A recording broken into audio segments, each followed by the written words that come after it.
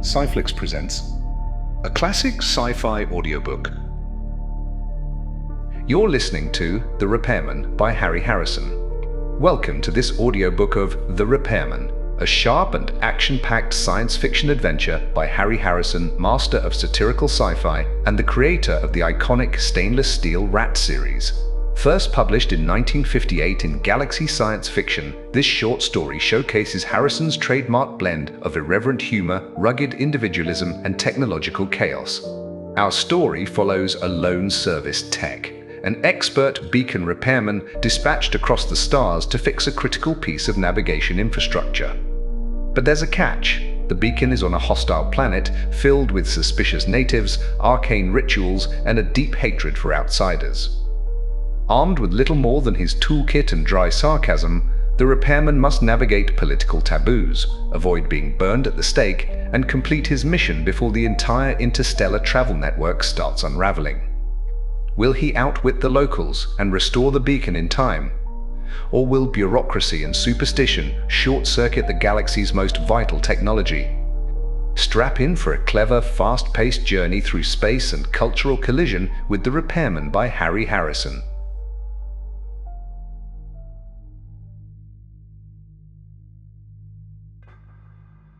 Being an interstellar troubleshooter wouldn't be so bad, if I could. Shoot, the trouble. The old man had that look of intense glee on his face that meant someone was in for a very rough time. Since we were alone, it took no great feat of intelligence to figure it would be me. I talked first, bold attack being the best defense, and so forth. I quit. Don't bother telling me what dirty job you have cooked up, because I have already quit, and you do not want to reveal company secrets to me. The grin was even wider now, and he actually chortled as he thumbed a button on his console. A thick legal document slid out of the delivery slot onto his desk. "This is your contract," he said. "It tells how and when you will work. A steel and vanadium-bound contract that you couldn't crack with a molecular disruptor." I leaned out quickly, grabbed it, and threw it into the air with a single motion. Before it could fall, I had my solar out and, with a wide-angle shot, burned the contract to ashes. The old man pressed the button again, and another contract slid out on his desk. If possible, the smile was still wider now. "I should have said a duplicate of your contract like this one here." He made a quick note on his secretary plate. "I have deducted 13 credits from your salary for the cost of the duplicate, as well as a 100 credit fine for firing a solar inside a building." I slumped, defeated, waiting for the blow to land. The old man fondled my contract. "According to this document, you can't quit. Ever. Therefore, I have a little job I know you'll enjoy. Repair job. The Centauri beacon has shut down. It's a Mark III beacon." "What kind of beacon?" I asked him. I have repaired hyperspace beacons from one arm of the galaxy to the other, and was sure I had worked on every type or model made. But I had never heard of this kind. "Mark III," the old man repeated, practically chortling. "I never heard of it either until records dug up the specs. They found them buried in the back of their oldest warehouse. This was the earliest type of beacon ever built by Earth, no less. Considering its location on one of the Proxima Centauri planets, it might very well be the first beacon." I looked at the blueprints he handed me and felt my eyes glaze with horror. "It's a monstrosity. It looks more like a distillery than a beacon. Must be at least a few hundred meters high. I'm a repairman, not an archaeologist. This pile of junk is over 2,000 years old. Just forget about it and build a new one." The old man leaned over his desk, breathing into my face. "It would take a year to install a new beacon, besides being too expensive, and this relic is on one of the main routes. We have ships making 15 light-year detours now." He leaned back, wiped his hands on his handkerchief, and gave me Lecture 44 on company duty and my troubles.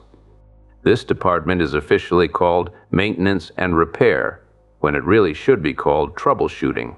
Hyperspace beacons are made to last forever, or damn close to it.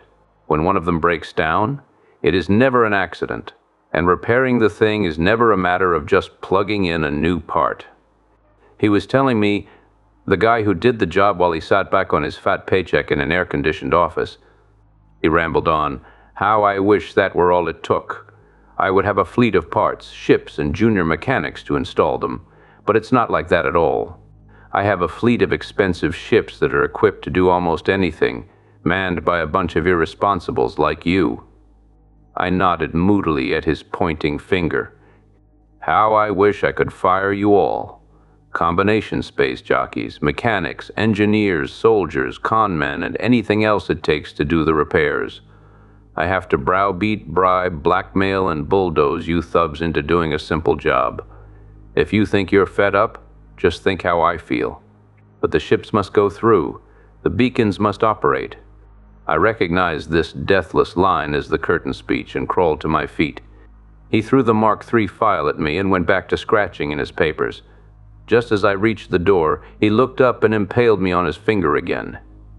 And don't get any fancy ideas about jumping your contract. We can attach that bank account of yours on Algol 2 long before you could draw the money out.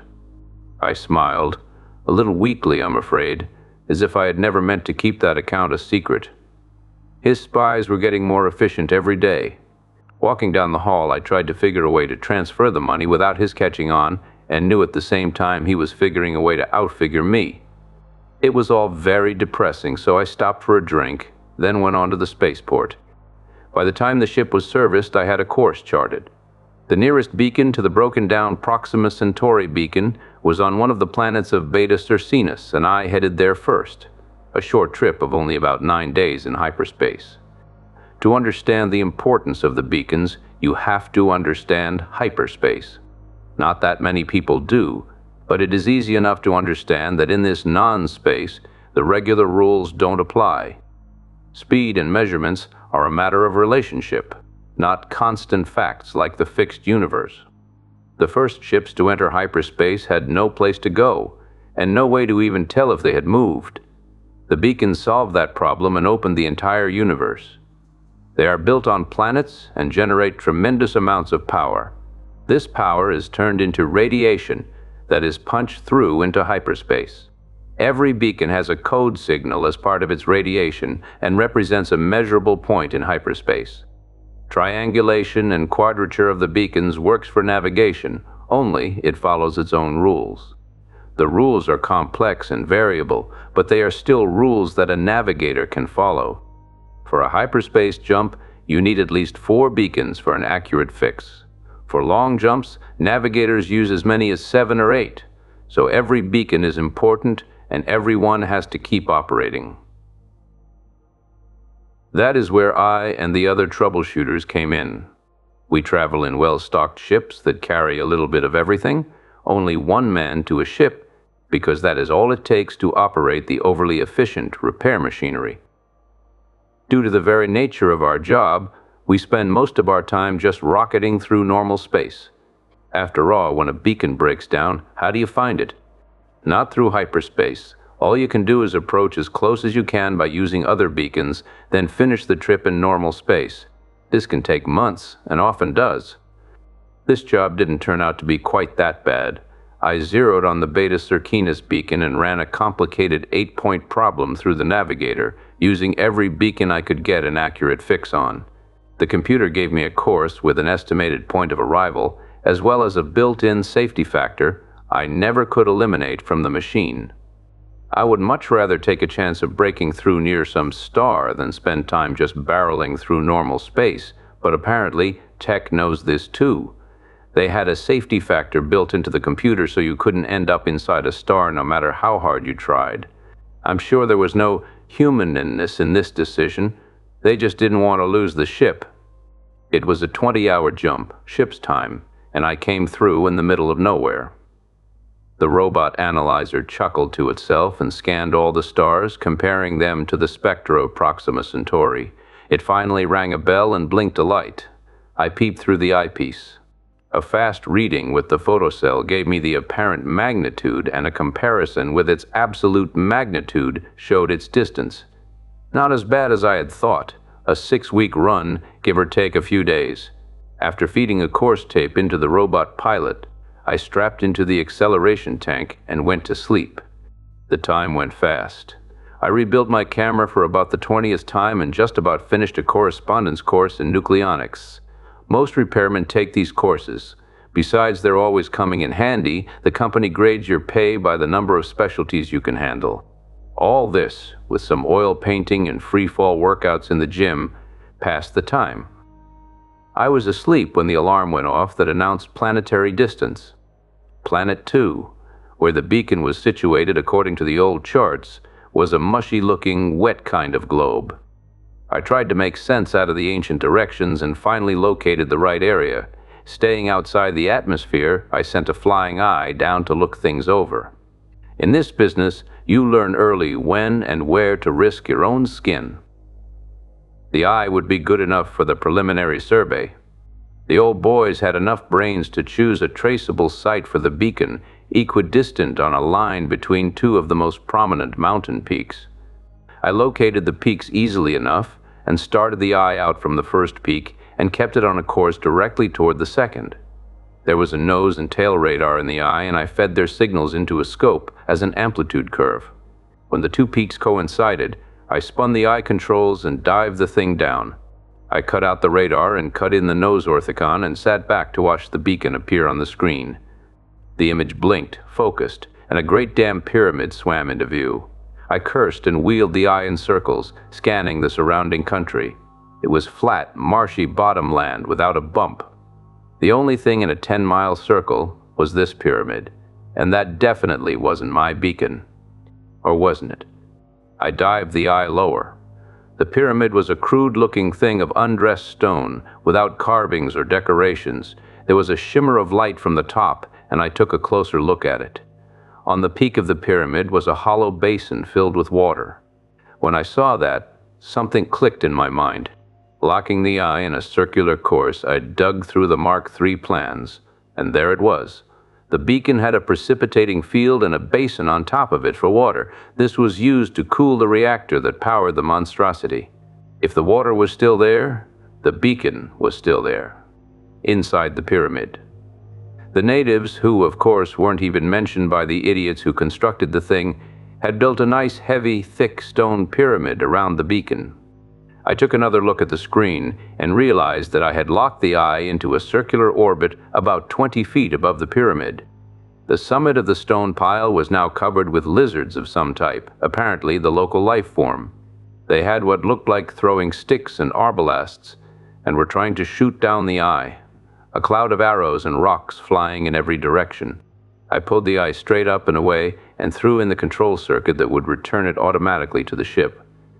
Then I went to the galley for a long, strong drink. My beacon was not only locked inside a mountain of handmade stone, but I had managed to irritate the things who had built the pyramid. A great beginning for a job, and one clearly designed to drive a stronger man than me to the bottle. Normally, a repairman stays away from native cultures. They are poison.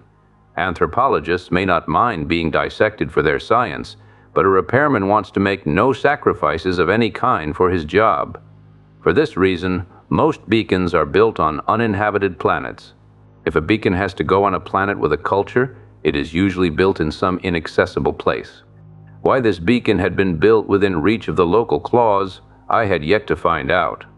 But that would come in time. The first thing to do was make contact. To make contact, you have to know the local language. And for that, I had long before worked out a system that was foolproof. I had a pry-eye of my own construction. It looked like a piece of rock about a foot long. Once on the ground, it would never be noticed, though it was a little disconcerting to see it float by. I located a lizard town about 1,000 kilometers from the pyramid and dropped the eye. It swished down and landed at night in the bank of the local mud wallow. This was a favorite spot that drew a good crowd during the day. In the morning, when the first wallowers arrived, I flipped on the recorder. After about 5 of the local days, I had a sea of native conversation in the memory bank of the machine translator and had tagged a few expressions. This is fairly easy to do when you have a machine memory to work with. One of the lizards gargled at another one, and the second one turned around. I tagged this expression with the phrase, "Hey George," and waited my chance to use it. Later the same day, I caught one of them alone and shouted, "Hey, George!" at him. It gurgled out through the speaker in the local tongue, and he turned around. When you get enough reference phrases like this in the memory bank, the MT brain takes over and starts filling in the missing pieces. As soon as the MT could give a running translation of any conversation it heard, I figured it was time to make a contact. I found him easily enough. He was the Centaurian version of a goat boy. He herded a particularly loathsome form of local life in the swamps outside the town. I had one of the working eyes dig a cave in an outcropping of rock and wait for him. When he passed next day, I whispered into the mic, "Welcome, O goat boy grandson. This is your grandfather's spirit speaking from paradise." This fitted in with what I could make out of the local religion. Goat boy stopped as if he'd been shot. Before he could move, I pushed a switch, and a handful of the local currency, wampum-type shells, rolled out of the cave and landed at his feet. "Here is some money from paradise, because you have been a good boy." Not really from paradise. I had lifted it from the treasury the night before. "Come back tomorrow and we will talk some more," I called after the fleeing figure. I was pleased to notice that he took the cash before taking off. After that, Grandpa in paradise had many heart-to-heart talks with grandson, who found the heavenly loot more than he could resist. Grandpa had been out of touch with things since his death, and Goat Boy happily filled him in. I learned all I needed to know of the history, past and recent, and it wasn't nice. In addition to the pyramid being around the beacon, there was a nice little religious war going on around the pyramid. It all began with the land bridge. Apparently, the local lizards had been living in the swamps when the beacon was built, but the builders didn't think much of them. They were a low type and confined to a distant continent. The idea that the race would develop and might reach this continent never occurred to the beacon mechanics, which is, of course, what happened. A little geological turnover, a swampy land bridge formed in the right spot, and the lizards began to wander up Beacon Valley and found religion. A shiny metal temple out of which poured a constant stream of magic water. The reactor cooling water pumped down from the atmosphere condenser on the roof. The radioactivity in the water didn't hurt the natives. It caused mutations that bred true. A city was built around the temple, and, through the centuries, the pyramid was put up around the beacon. A special branch of the priesthood served the temple. All went well until one of the priests violated the temple and destroyed the holy waters. There had been revolt, strife, murder, and destruction since then. But still, the holy waters would not flow. Now armed mobs fought around the temple each day, and a new band of priests guarded the sacred fount. And I had to walk into the middle of that mess and repair the thing. It would have been easy enough if we were allowed a little mayhem. I could have had a lizard fry, fixed the beacon, and taken off. Only native life forms were quite well protected. There were spy cells on my ship, all of which I hadn't found, that would cheerfully rat on me when I got back. Diplomacy was called for. I sighed and dragged out the plastiflesh equipment. Working from 3D snaps of grandson, I modeled a passable reptile head over my own features. It was a little short in the jaw, me not having one of their toothy mandibles, but that was all right. I didn't have to look exactly like them, just something close, to soothe the native mind. It's logical. If I were an ignorant aborigine of Earth and I ran into a Spican who looks like a 2-foot gob of dried shellac, I would immediately leave the scene. However, if the Spican was wearing a suit of plastiflesh that looked remotely humanoid, I would at least stay and talk to him. This was what I was aiming to do with the Centaurians. When the head was done, I peeled it off and attached it to an attractive suit of green plastic, complete with tail. I was really glad they had tails. The lizards didn't wear clothes, and I wanted to take along a lot of electronic equipment. I built the tail over a metal frame that anchored around my waist. Then I filled the frame with all the equipment I would need and began to wire the suit. When it was done, I tried it on in front of a full-length mirror. It was horrible, but effective. The tail dragged me down in the rear and gave me a duck waddle, but that only helped the resemblance. That night I took the ship down into the hills nearest the pyramid an out-of-the-way dry spot where the amphibious natives would never go. A little before dawn, the eye hooked onto my shoulders and we sailed straight up. We hovered above the temple at about 2,000 meters until it was light, then dropped straight down. It must have been a grand sight. The eye was camouflaged to look like a flying lizard, sort of a cardboard pterodactyl, and the slowly flapping wings obviously had nothing to do with our flight. But it was impressive enough for the natives. The first one that spotted me screamed and dropped over on his back. The others came running. They milled and mobbed and piled on top of one another, and by that time I had landed in the plaza fronting the temple. The priesthood arrived. I folded my arms in a regal stance. "Greetings, O noble servers of the great God," I said. Of course I didn't say it out loud, just whispered loud enough for the throat mic to catch. This was radioed back to the MT, and the translation shot back to a speaker in my jaws.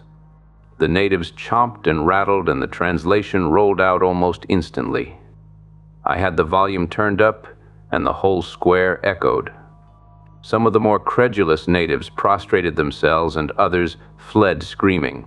One doubtful type raised a spear, but no one else tried that after the pterodactyl eye picked him up and dropped him in the swamp. The priests were a hard-headed lot and weren't buying any lizards in a poke. They just stood and muttered. I had to take the offensive again. "Begone, O faithful steed," I said to the eye, and pressed the control in my palm at the same time. It took off straight up a bit faster than I wanted. Little pieces of wind-torn plastic rained down. While the crowd was ogling this ascent, I walked through the temple doors. "I would talk with you, O noble priests," I said. Before they could think up a good answer, I was inside. The temple was a small one built against the base of the pyramid. I hoped I wasn't breaking too many taboos by going in. I wasn't stopped, so it looked all right. The temple was a single room with a murky-looking pool at one end. Sloshing in the pool was an ancient reptile who clearly was one of the leaders. I waddled toward him, and he gave me a cold and fishy eye, then growled something. The MT whispered into my ear, "Just what in the name of the 13th sin are you, and what are you doing here?" I drew up my scaly figure in a noble gesture and pointed toward the ceiling. "I come from your ancestors to help you. I am here to restore the holy waters." This raised a buzz of conversation behind me, but got no rise out of the chief. He sank slowly into the water until only his eyes were showing. I could almost hear the wheels turning behind that moss-covered forehead. Then he lunged up and pointed a dripping finger at me. "You are a liar. You are no ancestor of ours. We will."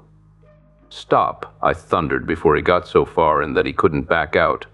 "I said your ancestors sent me as emissary. I am not one of your ancestors. Do not try to harm me, or the wrath of those who have passed on will turn against you." When I said this, I turned to jab a claw at the other priests, using the motion to cover my flicking a coin grenade toward them. It blew a nice hole in the floor with a great show of noise and smoke. The first lizard knew I was talking sense then, and immediately called a meeting of the shamans. It, of course, took place in the public bathtub, and I had to join them there. We jawed and gurgled for about an hour and settled all the major points. I found out that they were new priests. The previous ones had all been boiled for letting the holy waters cease. They found out I was there only to help them restore the flow of the waters. They bought this, tentatively, and we all heaved out of the tub and trickled muddy paths across the floor. There was a bolted and guarded door that led into the pyramid proper. While it was being opened, the first lizard turned to me. "Undoubtedly you know of the rule," he said. "Because the old priests did pry and peer, it was ruled henceforth that only the blind could enter the Holy of Holies." I'd swear he was smiling, if 30 teeth peeking out of what looked like a crack in an old suitcase can be called smiling. He was also signaling to him an under-priest who carried a brazier of charcoal complete with red-hot irons. All I could do was stand and watch as he stirred up the coals, pulled out the ruddiest iron, and turned toward me. He was just drawing a bead on my right eyeball when my brain got back in gear. "Of course," I said, "blinding is only right. But in my case, you will have to blind me before I leave the Holy of Holies, not now. I need my eyes to see and mend the fount of holy waters." Once the waters flow again, I will laugh as I hurl myself on the burning iron." He took a good 30 seconds to think it over and had to agree with me. The local torturer sniffled a bit and threw a little more charcoal on the fire. The gate crashed open and I stalked through. Then it banged to behind me and I was alone in the dark. But not for long. There was a shuffling nearby and I took a chance and turned on my flash. 3 priests were groping toward me, their eye sockets red pits of burned flesh. They knew what I wanted and led the way without a word. A crumbling and cracked stone stairway brought us up to a solid metal doorway labeled in archaic script, Mark III, Beacon, authorized personnel only. The trusting builders counted on the sign to do the whole job, for there wasn't a trace of a lock on the door. One lizard merely turned the handle, and we were inside the beacon. I unzipped the front of my camouflage suit and pulled out the blueprints. With the faithful priests stumbling after me, I located the control room and turned on the lights. There was a residue of charge in the emergency batteries, just enough to give a dim light. The meters and indicators looked to be in good shape, if anything, unexpectedly bright from constant polishing. I checked the readings carefully and found just what I had suspected. One of the eager lizards had managed to open a circuit box and had polished the switches inside. While doing this, he had thrown one of the switches, and that had caused the trouble. Rather, that had started the trouble. It wasn't going to be ended by just reversing the water valve switch. This valve was supposed to be used only for repairs, after the pile was damped. When the water was cut off with the pile in operation, it had started to overheat, and the automatic safeties had dumped the charge down the pit. I could start the water again easily enough, but there was no fuel left in the reactor. I wasn't going to play with the fuel problem at all. It would be far easier to install a new power plant. I had one in the ship that was about 1/10 the size of the ancient bucket of bolts and produced at least 4 times the power. Before I sent for it, I checked over the rest of the beacon. In 2,000 years, there should be some sign of wear. The old boys had built well. I'll give them credit for that. 90% of the machinery had no moving parts and had suffered no wear whatever. Other parts they had beefed up, figuring they would wear, but slowly. The water feed pipe from the roof, for example. The pipe walls were at least 3 meters thick, and the pipe opening itself no bigger than my head. There were some things I could do, though, and I made a list of parts. The parts, the new power plant, and a few other odds and ends, were chuted into a neat pile on the ship. I checked all the parts by screen before they were loaded in a metal crate. In the darkest hour before dawn, the heavy-duty eye dropped the crate outside the temple and darted away without being seen. I watched the priests through the pry-eye while they tried to open it. When they had given up, I boomed orders at them through a speaker in the crate. They spent most of the day sweating the heavy box up through the narrow temple stairs, and I enjoyed a good sleep. It was resting inside the beacon door when I woke up. The repairs didn't take long, though there was plenty of groaning from the blind lizards when they heard me ripping the wall open to get at the power leads. I even hooked a gadget to the water pipe so their holy waters would have the usual refreshing radioactivity when they started flowing again. The moment this was all finished, I did the job they were waiting for. I threw the switch that started the water flowing again. There were a few minutes while the water began to gurgle down through the dry pipe. Then a roar came from outside the pyramid that must have shaken its stone walls. Shaking my hands once over my head, I went down for the eye-burning ceremony. The blind lizards were waiting for me by the door and looked even unhappier than usual. When I tried the door, I found out why. It was bolted and barred from the other side. "It has been decided," a lizard said, "that you shall remain here forever and tend the holy waters. We will stay with you and serve your every need. A delightful prospect, eternity spent in a locked beacon with 3 blind lizards. In spite of their hospitality, I couldn't accept." "What? You dare interfere with the messenger of your ancestors?" I had the speaker on full volume and the vibration almost shook my head off. The lizards cringed and I set my solar for a narrow beam and ran it around the door jamb. There was a great crunching and banging from the junk piled against it, and then the door swung free. I threw it open. Before they could protest, I had pushed the priests out through it. The rest of their clan showed up at the foot of the stairs and made a great ruckus while I finished welding the door shut. Running through the crowd, I faced up to the first lizard in his tub. He sank slowly beneath the surface. "What lack of courtesy," I shouted. He made little bubbles in the water. "The ancestors are annoyed and have decided to forbid entrance to the inner temple forever, though, out of kindness, they will let the waters flow. Now I must return on with the ceremony." The torture master was too frightened to move, so I grabbed out his hot iron. A touch on the side of my face dropped a steel plate over my eyes, under the plastiskin. Then I jammed the iron hard into my phony eye sockets, and the plastic gave off an authentic odor. A cry went up from the crowd as I dropped the iron and staggered in blind circles. I must admit it went off pretty well. Before they could get any more bright ideas, I threw the switch and my plastic pterodactyl sailed in through the door.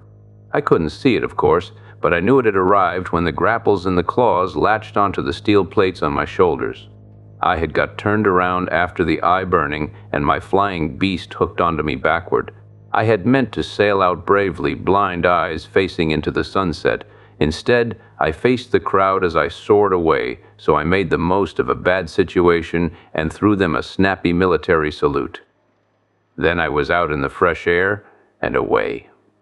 When I lifted the plate and poked holes in the seared plastic, I could see the pyramid growing smaller behind me, water gushing out of the base and a happy crowd of reptiles sporting in its radioactive rush.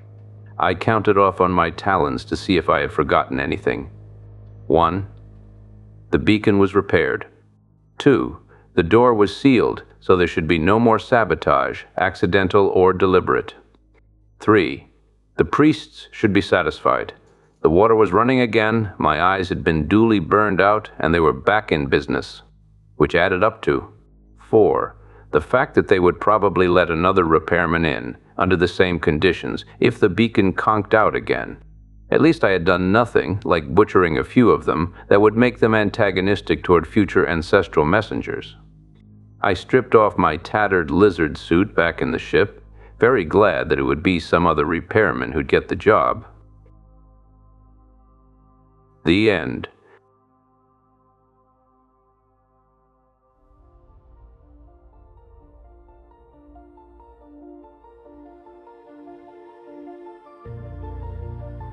Thank you for listening to The Repairman by Harry Harrison. We hope you enjoyed this journey into classic science fiction. If you'd like to explore more timeless stories, be sure to visit our channel, where you'll find a wide selection of audiobooks ranging from science fiction to adventure, non-fiction, documentary, and more. If you enjoyed this audiobook, don't forget to like the video, subscribe to the channel, and leave a comment letting us know which stories you'd like to hear next. Your engagement helps us continue to bring classic literature to life for listeners like you. Visit our channel page to discover more great audiobooks that may pique your interest.